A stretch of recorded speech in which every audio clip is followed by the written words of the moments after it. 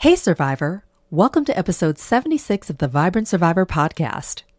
Today we're diving into a crucial topic for those navigating narcissistic abuse.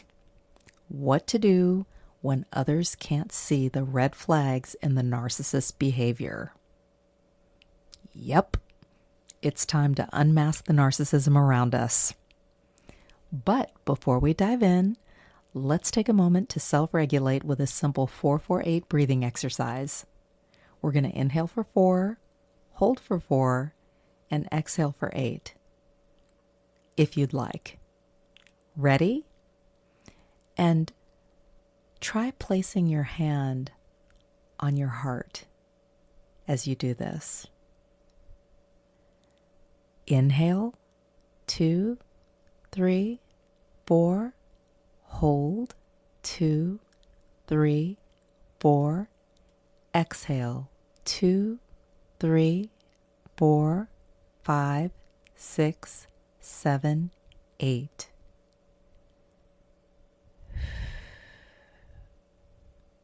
How does that feel? You know, in the heat of the moment, when you're under siege, self-regulation can be easily overlooked. However, it's an essential part of identifying and confronting narcissistic behavior. Grab your notebook and pen, and let's dig in. Hey Survivor, welcome to the Vibrant Survivor podcast. Do you want to disconnect from a narcissistic or toxic situation and heal? Are you Googling how to identify a narcissist, narcissistic abuse, and boundaries? Are you feeling stressed and lonely while trying to avoid being sucked back in and lied to again? Hey, I'm Lesley. As a busy wife and mom, I fell for the lies and manipulations of narcissists. I wasted my time, talents, and money on users who kept moving the goalposts. I wanted real relationships and business opportunities and to enjoy life with my family. Instead, I struggled with anxiety, panic attacks, and insomnia, and I couldn't trust my body or anybody until I took a holistic approach to healing.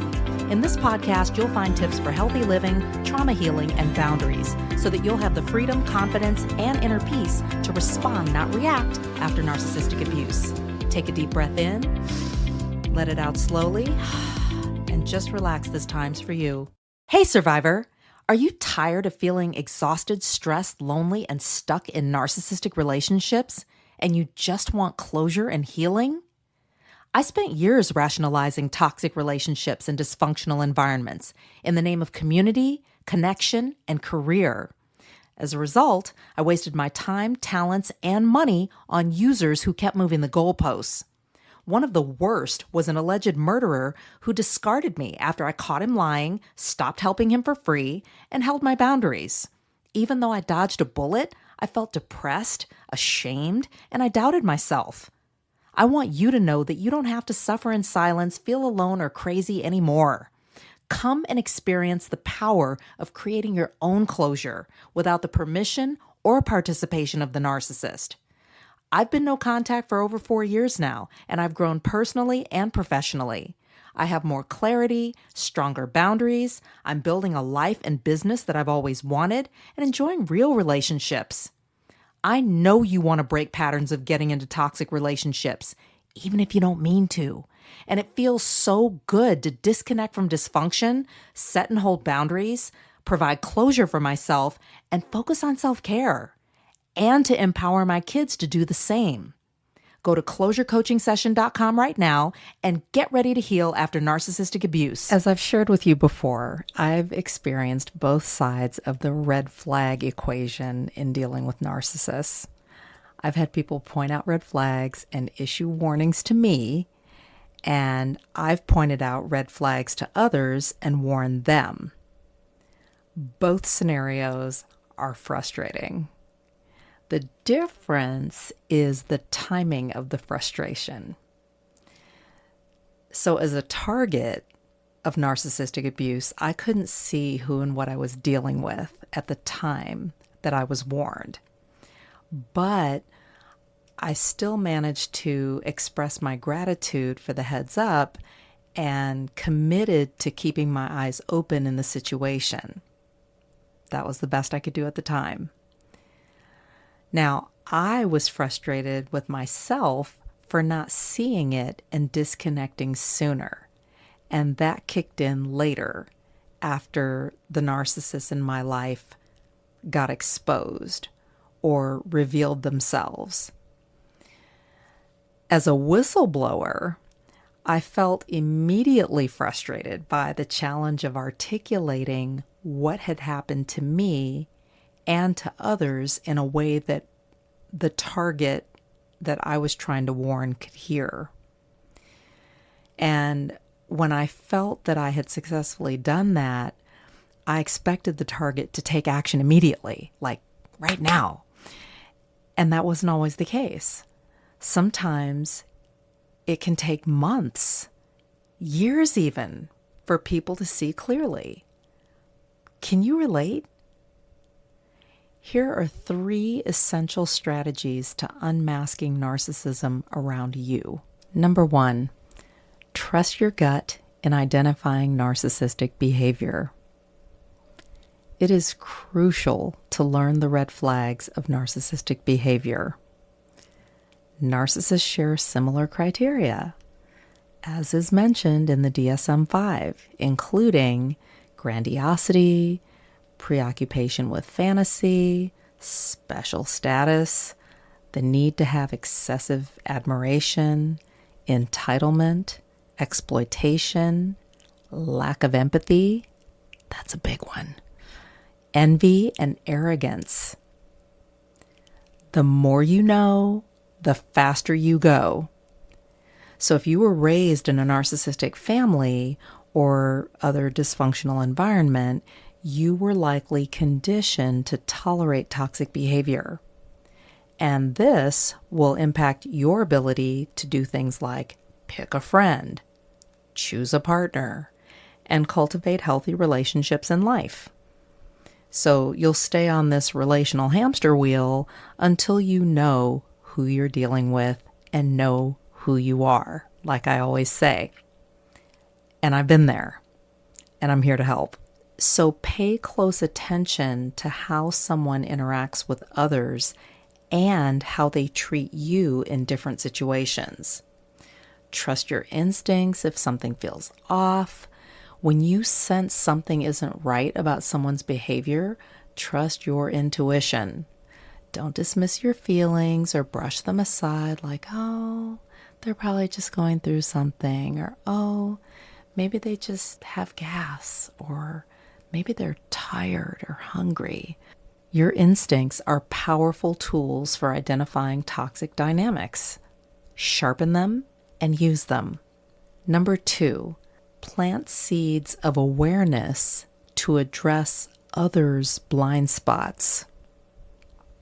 It is so frustrating when friends, family, or colleagues can't or won't see the narcissist for who they truly are. Am I right? So trying to force others to see the truth can backfire. I've experienced that too. Trauma bonds and cognitive dissonance are very powerful. Look those up. For example, the narcissist may be meeting a need for their target, and that need is being prioritized over the warnings from others and your own observations of behavior that seem off. The target may double down. They may display fierce loyalty to the narcissist and ask you to set your feelings aside and get on board, back them up, play nice, get along, etc. These mind-blowing conversations can leave you feeling invalidated, isolated, and even defeated. I was just talking to a friend about this the other day, which can then tempt you to amplify your message of warning, which can get messier, and it can lead to this mutual frustration between the target and the whistleblower who's trying to issue this warning. What can you do? Well, you can focus on gently planting seeds of awareness and providing support when the target is ready to see things clearly. So rather than confronting others head on, maybe more subtly share your observations and concerns. Ask open-ended questions that prompt reflection and thoughtful responses, such as, how have you noticed the effect of their behavior on us? Or, what pattern do you notice here? When you plant seeds of awareness, that can open the door to more meaningful conversations down the road. It can take time, and it can take a lot of patience. We've all been there at some point or another in each one of these roles, whether it's a target or a whistleblower.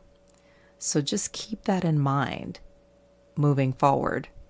Number 3, set and communicate boundaries assertively.